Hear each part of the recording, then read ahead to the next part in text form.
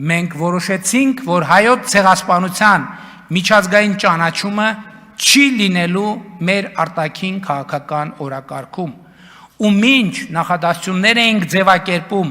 մեր հանրությանը բացատրելու, թե ինչու, իրադարձությունները իրենք ցույց դրեցին մի պերճախոս բացատրություն, երբ բոլորովին վերջերս Իսրայելի կառավարությունը ամենասուր վճռականությամբ հայոց ցեղասպանության ճանաչման process սկսեց, ապա նույնպիսի վճռականությամբ կանգնեցրեց այդ process-ը։ Սա էլ էր մի կարևոր իրադարձություն, որ բացեց վարակույրը,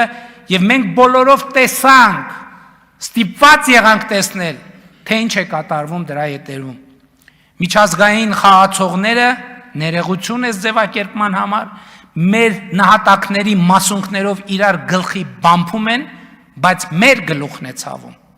Միջազգային խաղացողները մեր նահատակների ոսկորները զենքայնացնում են, դրանով կրակում իրար վրա, բայց մենք ենք զոհվում։